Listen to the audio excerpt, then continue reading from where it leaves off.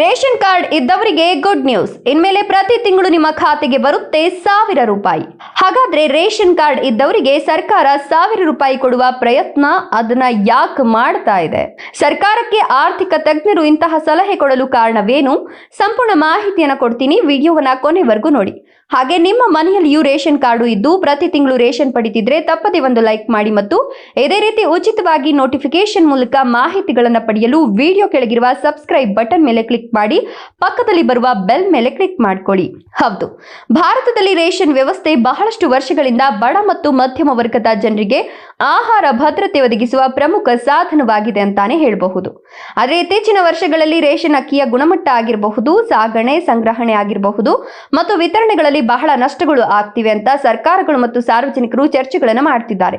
ಯಾಕಂದ್ರೆ 1 ಕೆಜಿ ಅಕ್ಕಿಯನ್ನು ಖರೀದಿಸಿ ಸಂಗ್ರಹಿಸಿ ಲಾರಿಗಳಲ್ಲಿ ಸಾಗಿಸಿ ಮತ್ತು ಜನರಿಗೆ ತಲುಪುವಷ್ಟರಲ್ಲಿ ಸರ್ಕಾರ 40 ರೂಪಾಯಿ ಖರ್ಚು ಮಾಡುತ್ತೆ. ಈ 1 ಕೆಜಿ ಅಕ್ಕಿಯನ್ನ ಉಚಿತವಾಗಿ ಅಥವಾ ಕಡಿಮೆ ದುಡ್ಡಿಗೆ ಕೊಡೋದ್ರಿಂದ ಇದರ ಸಂಪೂರ್ಣ ಖರ್ಚು ಮಾಡಿದ ಹಣ ಸಾರ್ವಜನಿಕರ ತೆರಿಗೆಯಿಂದ ಬರುತ್ತೆ.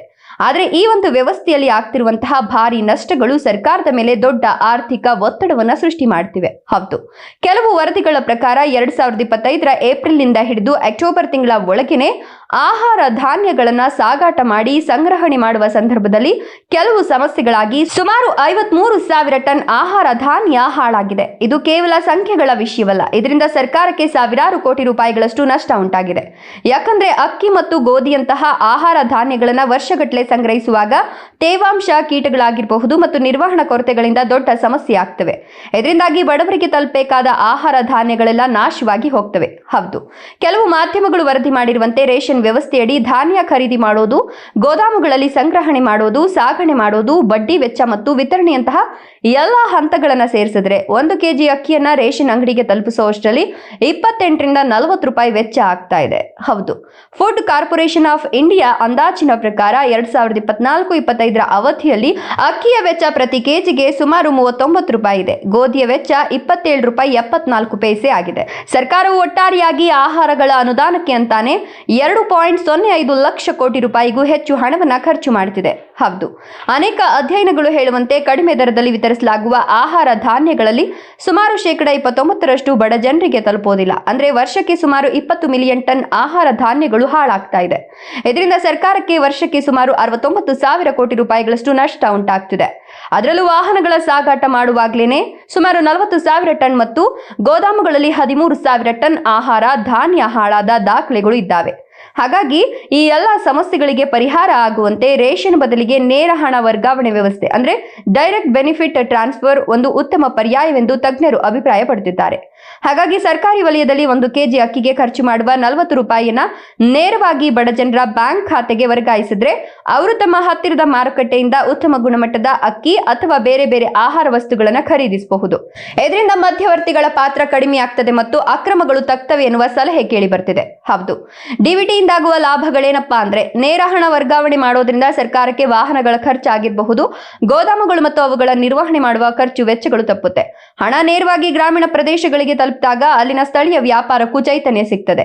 ಜೊತೆಗೆ ಜನರು ತಮ್ಮ ಆಹಾರ ಆಯ್ಕೆಗಳಲ್ಲಿ ಸ್ವಾತಂತ್ರ್ಯ ಪಡಿತಾರೆ ಮತ್ತು ಗುಣಮಟ್ಟದ ಆಹಾರ ಸೇವಿಸುವ ಅವಕಾಶ ಹೆಚ್ಚುತ್ತೆ.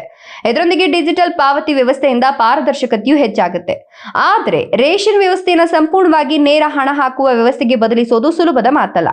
ಬ್ಯಾಂಕ್ ಸೌಲಭ್ಯಗಳು ಕಡಿಮೆ ಇರುವ ಪ್ರದೇಶಗಳಲ್ಲಿ ಹಣ ತೆಗೆಯುವುದು ಕಷ್ಟವಾಗುವ ಸಾಧ್ಯತೆ ಇದೆ. ಇದರ ಜೊತೆಗೆ ಆಹಾರ ಧಾನ್ಯಗಳ ಬೆಲೆ ಏಕಾಏಕಿ ಏರಿಕೆಯಾದ್ರೆ ಸರ್ಕಾರ ನೀಡುವ ಹಣ ಸಾಕಾಗದೆಯೂ ಇರಬಹುದು.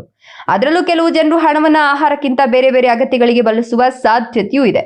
ಹೌದು, ತಜ್ಞರ ಅಭಿಪ್ರಾಯದಂತೆ ಈ ಬದಲಾವಣೆಯನ್ನ ಹಂತ ಹಂತವಾಗಿ ಜಾರಿಗೆ ತರಬೇಕು. 12ರಿಂದ 18 ತಿಂಗಳ ಅವಧಿಗೆ ಜನರಿಗೆ ರೇಷನ್ ಅಥವಾ ಹಣ ಎರಡರಲ್ಲಿ ಒಂದನ್ನು ಆಯ್ಕೆ ಮಾಡುವ ಅವಕಾಶ ನೀಡೋದು ಒಳ್ಳೆಯದು.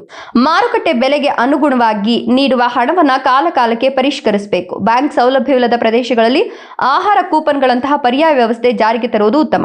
ಪ್ರತಿ ಕೆಜಿಗೆ 40 ರೂಪಾಯಿ ಲೆಕ್ಕ ಹಾಕಿದ್ರೆ ತಿಂಗಳಿಗೆ 25 ಕೆಜಿ ಅಕ್ಕಿ ಬಳಸುವ 5 ಜನರ ಒಂದು ಕುಟುಂಬಕ್ಕೆ ಸುಮಾರು 1000 ರೂಪಾಯಿ ನೇರ ಲಾಭ ಸಿಗ್ತದೆ.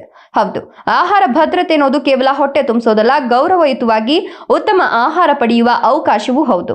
ಹಾಗಾಗಿ ಡಿಜಿಟಲ್ ತಂತ್ರಜ್ಞಾನವನ್ನ ಸಮರ್ಪಕವಾಗಿ ಬಳಸಿದ್ರೆ ಅನವಶ್ಯಕ ವೆಚ್ಚ ಕಡಿಮೆಯಾಗುತ್ತೆ, ಕಳ್ಳತನ ಕಡಿಮೆಯಾಗುತ್ತೆ ಮತ್ತು ಅನುದಾನ ನಿಜವಾದ ಬಡವರಿಗೆ ತಲುಪುತ್ತೆ. ರೇಷನ್ ಬದಲಿಗೆ ನೇರ ಹಣ ವರ್ಗಾವಣೆ ವ್ಯವಸ್ಥೆ ಜಾರಿಗೆ ಬಂದ್ರೆ ಅದು ಹೆಚ್ಚು ಪಾರದರ್ಶಕ ಮತ್ತು ಪರಿಣಾಮಕಾರಿ ವ್ಯವಸ್ಥೆಯಾಗುವ ಸಾಧ್ಯತೆ ಇದೆ.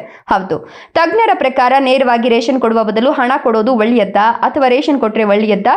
ನಿಮ್ಮ ಅಭಿಪ್ರಾಯಗಳನ್ನ ಕಮೆಂಟ್ ಮಾಡಿ ತಿಳಿಸಿ. ಧನ್ಯವಾದಗಳು.